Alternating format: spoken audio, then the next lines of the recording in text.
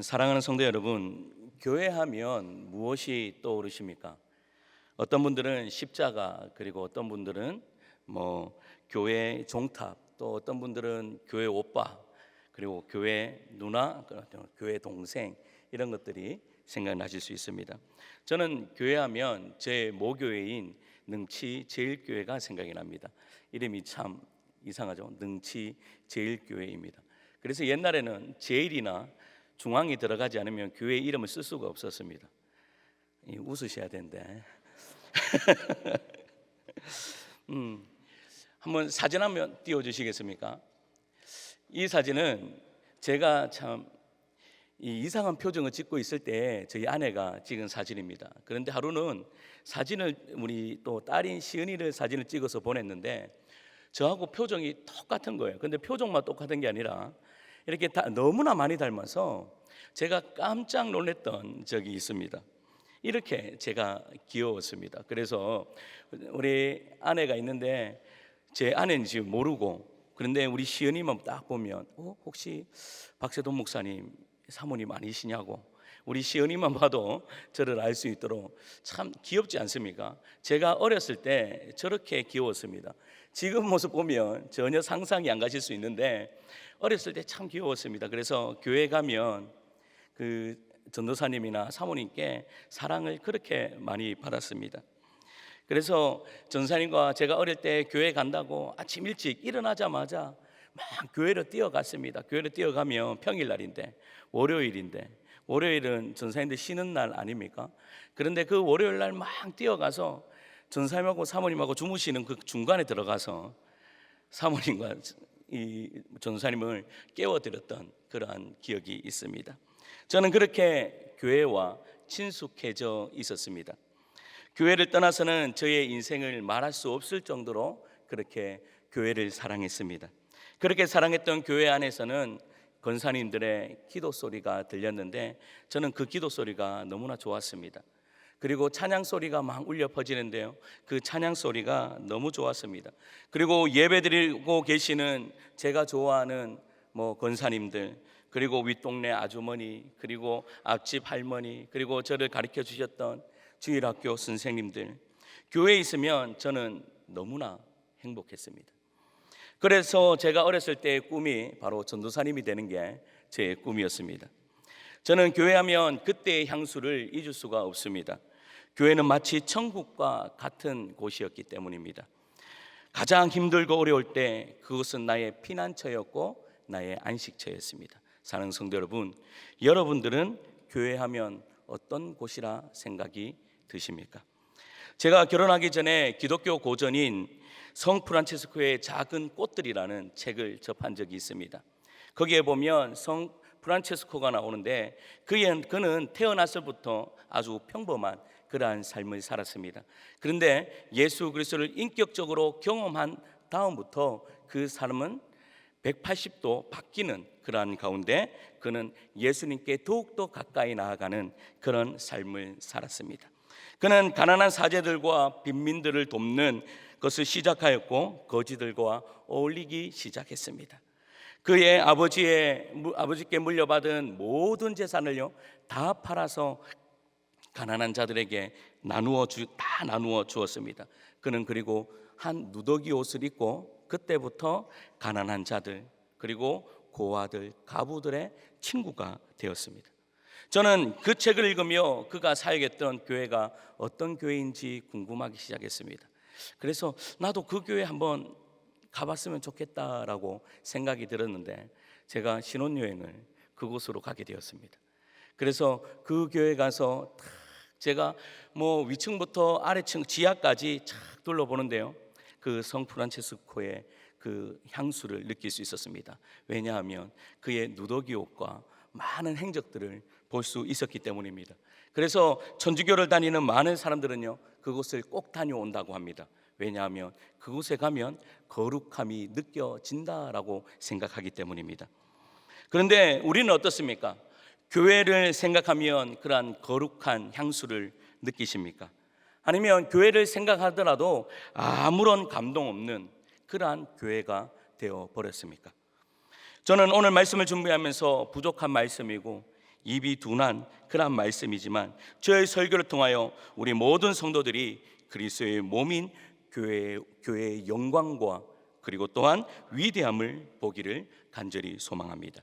예수님의 피값으로 사신 교회의 위대함을 보기를 소원합니다.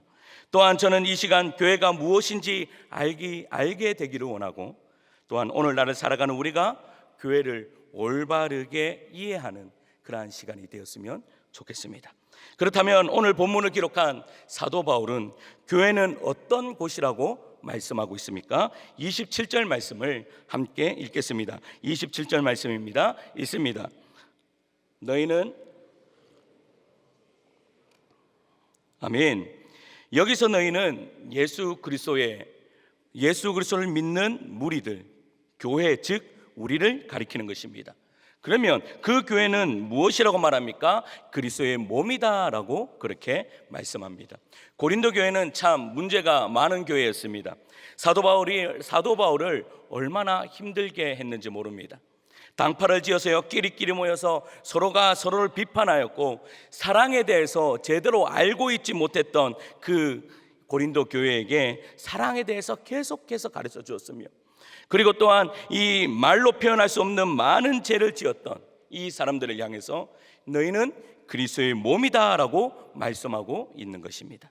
사도 바울은 그때에도 그랬지만 오늘날 우리처럼 죄 가운데 빠진 교회, 믿음이 부족한 교회에 이 편지를 우리에게 쓰고 있는 것입니다.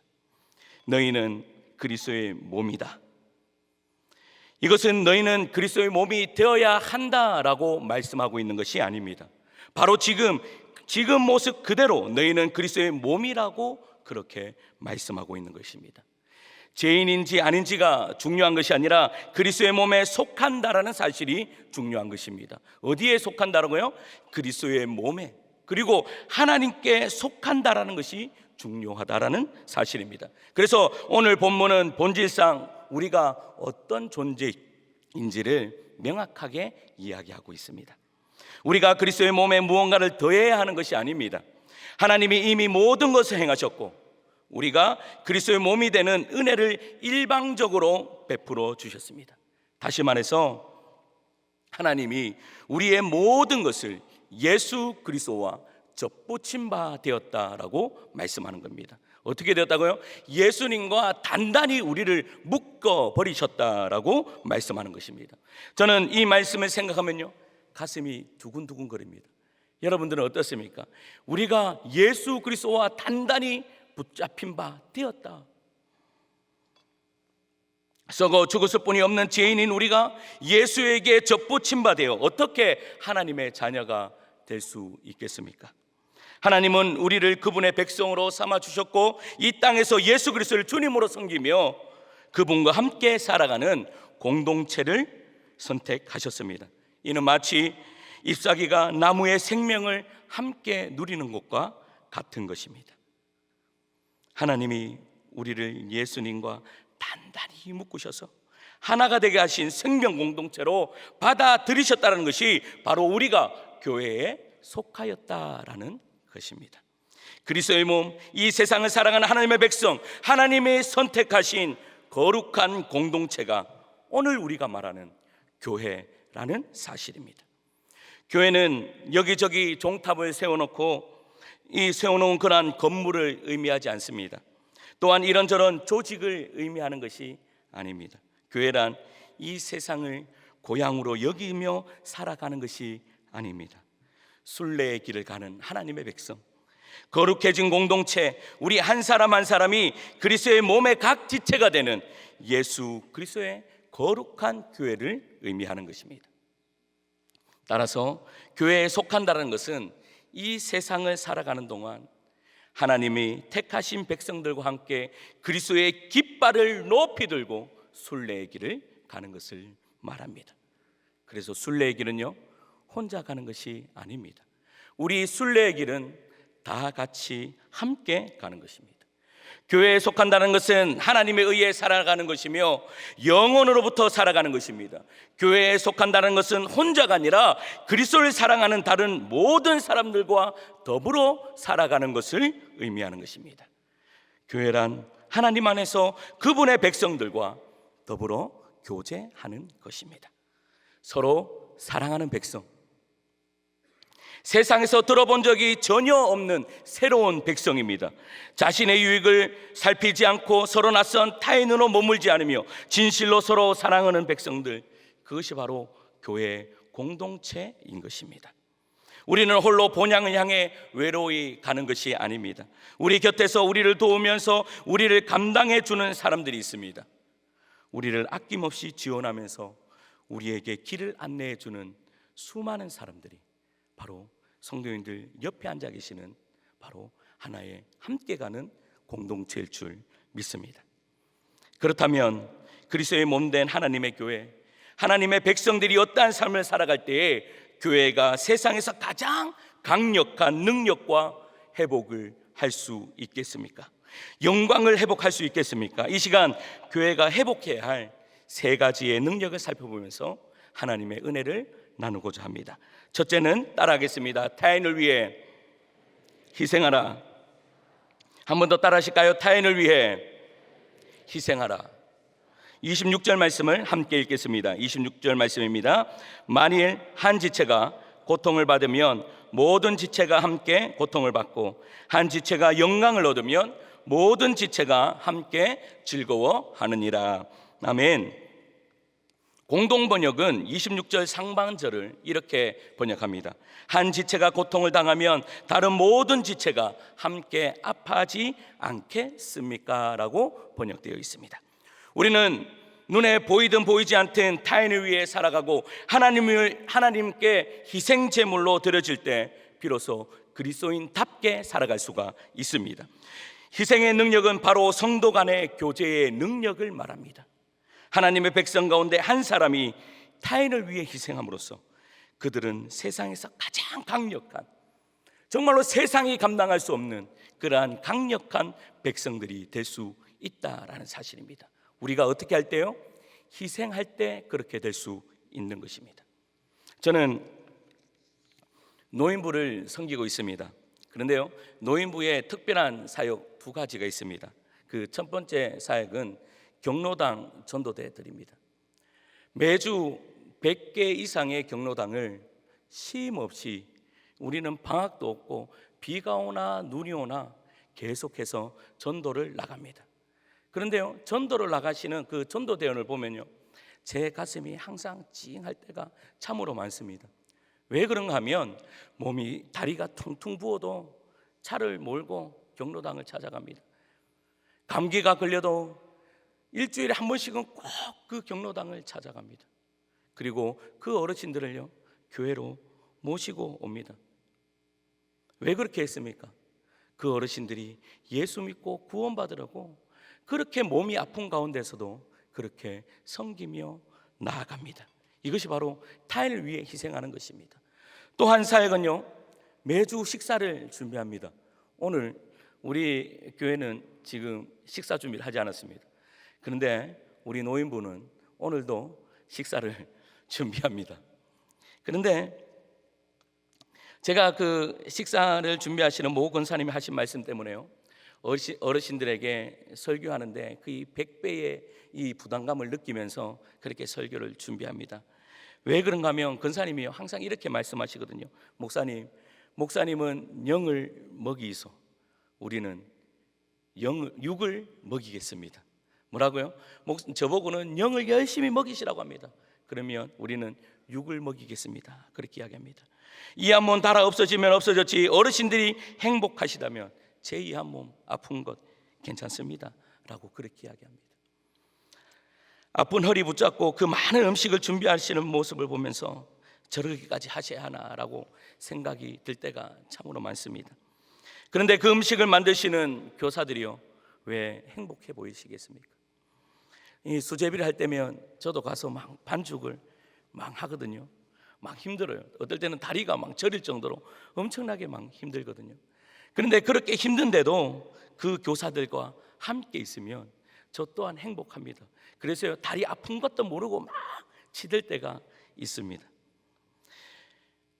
그렇게 힘든 것보다 그런 마음으로 음식을 만드시는 교사들과 함께 있는 것이요, 저는 너무나 행복했습니다. 그렇게 타인을 위해 희생하며 만든 그 음식이 얼마나 맛있는지, 정말로 제가 세상에서 이렇게 맛있는 음식은 먹어본 적이 단 한 번도 없습니다. 드시고 싶으시면 노인부 교사로 신청하시면 됩니다. 그렇게 희생하는 분들이 계시는데, 저는 노인부에 그렇게 희생하시는 분들이 많으니까요, 저는 노인부에 있는 것이 너무나 행복합니다. 그래서요, 저를 만나려면 주일날 노인부실로 오시면 됩니다. 하나님의 백성 가운데 한 사람이 타인을 위해 희생함으로써 교회는 능력이 나타나고 교회의 영광을 다시 회복할 수 있다라는 사실입니다. 타인을 향한 우리의 희생은 한 영혼을 살립니다. 천하보다 귀한 한 영혼이 타인을 위해 희생하는 우리 한 사람 때문에 돌아온다면, 하나님은 타인을 위해 희생하는 그 한 사람 때문에 우리 교회에 복을 주실 줄 믿습니다. 할렐루야. 내 한 사람이 한 영혼을 살리기 위해서 그렇게 헌신한다면 하나님은요, 기뻐하지 않으실 수 없다라는 사실이죠. 우리 모든 성도인들이 정말로 희생의 삶을 살아가시는 그러한 성도인들 되시길 간절히 축원합니다. 둘째는 따라 하시겠습니다. 타인을 위해 기도하라. 타인을 위해 기도하라. 타인을 위해 희생하는 것 중에요, 가장 큰 희생이 바로 기도해 주는 것입니다. 데살로니가전서 3장 10절 말씀을 함께 읽도록 하겠습니다. 읽겠습니다. 시작. 주야로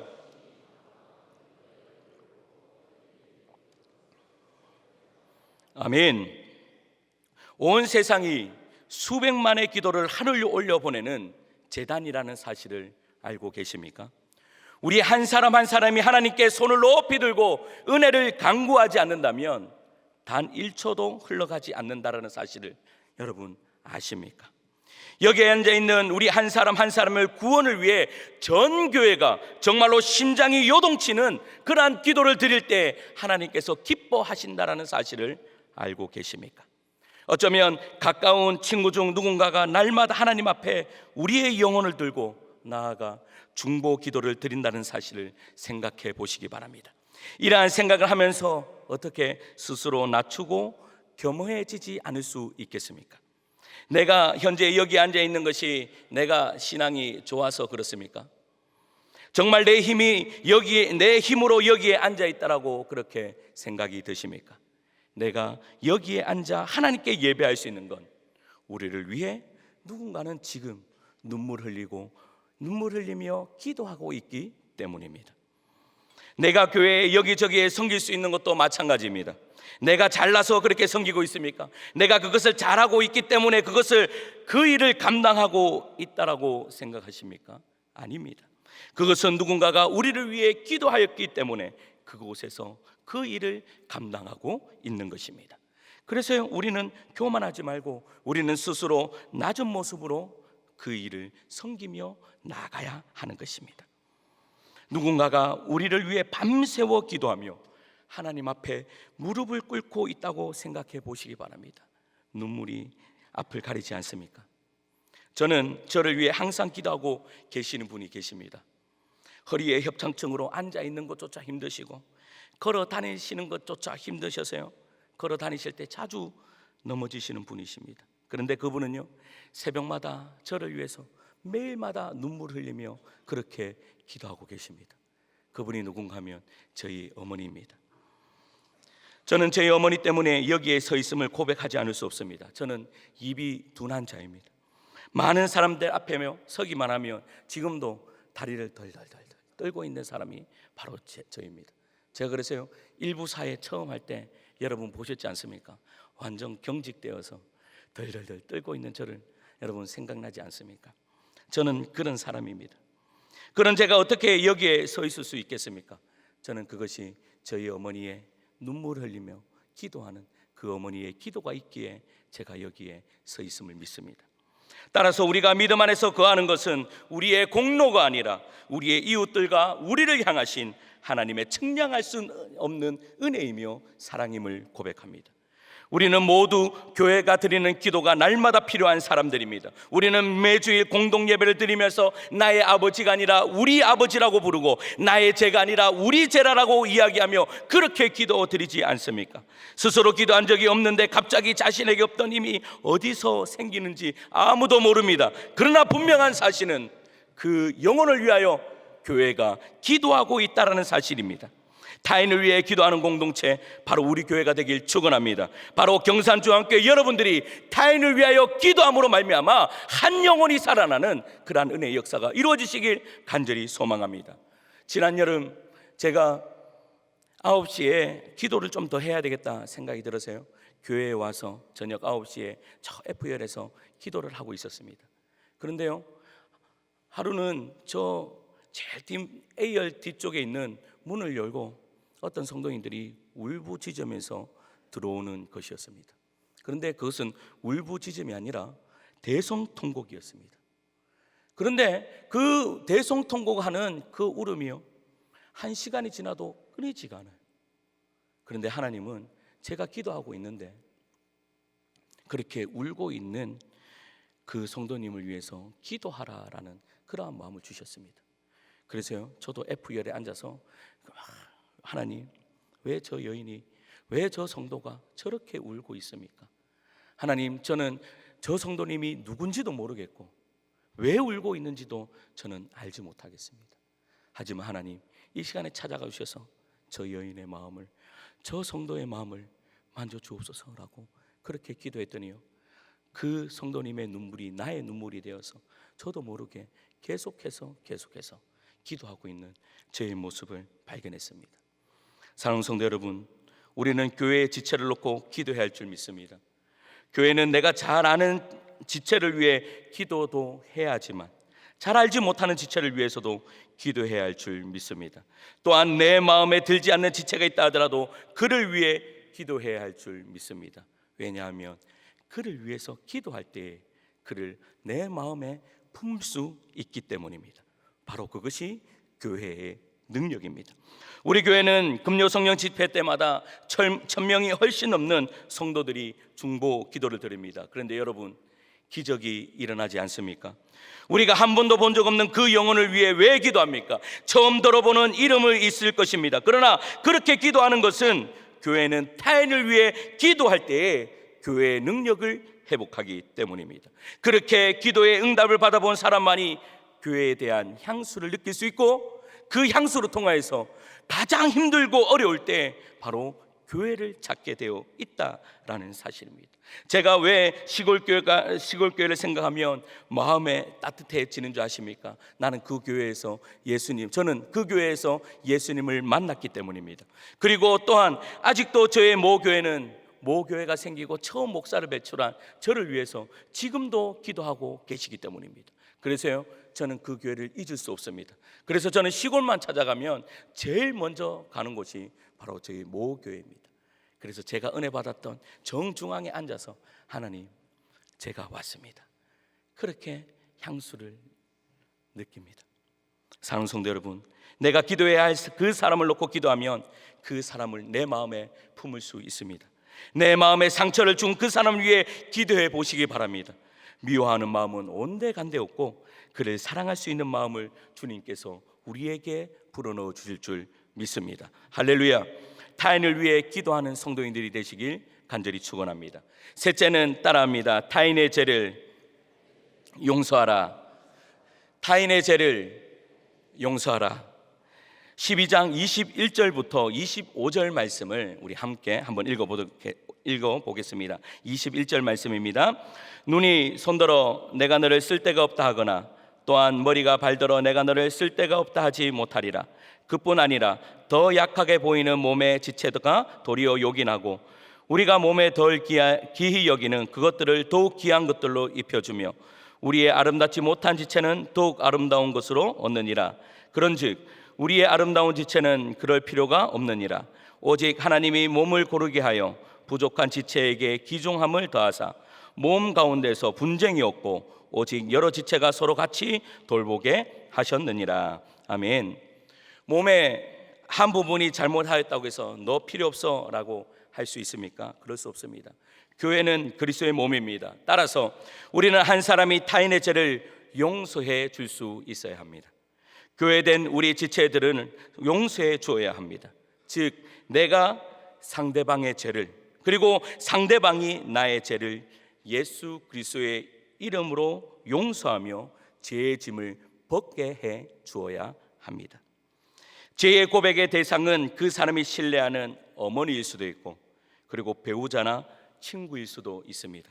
옆에 앉아 계시는 성도님일 수도 있습니다. 죄의 고백을 들은 사람은 믿음의 권세로 참회자의, 죄를 고백하는 자의 어깨를 짓누르고 있는 죄의 짐을 풀어주며 예수님의 이름으로 그의 모든 죄를 용서해 주어야 합니다. 한 사람이 타인의 죄의 짐을 벗게 해주는 것은 그리스도에 인해 교회 생활에서 가장 깊이 있고 진지한 일입니다. 여러분, 그렇게 용서할 수 있는 성도인들이 되셔야 됩니다. 그래서요, 보네퍼는 이렇게 이야기했습니다. 오늘날 교회는 상대방이 내게, 내가 상대방에게 작은 그리스도가 될 수 있고 되어야만 한다라는 사실을 잊어버렸다. 무슨 말입니까? 다시 이야기하겠습니다. 오늘날 교회는 상대방이 내게, 내가 상대방에게 작은 그리스도가 될 수 있고 되어야만 한다는 사실을 잃어버렸다. 무슨 말입니까?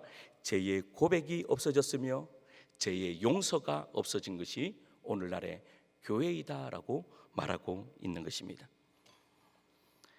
교회는 죄고백과 죄사함이 있어야 한다는 것입니다. 내가 상대방에게 잘못한 것이 있습니까? 그렇다면 그에게 죄고백을 해야 하고, 죄고백을 드는 그는 예수 그리스도를 통하여 그가 용서함 받았듯이 예수님을 본받아 용서해 줘야 하는 것입니다. 또한 그리스도인들은 타인이 공경에 처했을 때 그와 함께하고 그의 죄사함을 위해 기도할 뿐 아니라 그에게 작은 그리스도가 되어 그를 대신하여 실제로 타인을 죄에서 구해내고 하나님과 화해시키는 일을 감당해야 하는 것이 바로 교회입니다. 1907년 1월 6일부터 열렸던 평양 장대영 교회 저녁 집회의 날이 가면 날이 갈수록 사람들이 많아졌습니다. 그런데요, 14일 저녁 집회 때 능력의 종으로 말씀을 선포하던 이 길선주 장로님이 회중 앞에서요, 자신의 죄를 고백합니다. 이렇게 고백합니다. 나는 아간과 같은 자입니다. 나 때문에 하나님이 축복을 주실 수가 없습니다. 약 1년 전에 내 친구 중 한 사람이 임종시에 나를 자기 집으로 불러서 말하기를, 길장로, 나는 이제 세상을 떠날 것 같으니 내 재산을 잘 정리해 주시오. 왜냐하면 우리 아내는 셈이 약하기 때문이요 라고 부탁을 했습니다.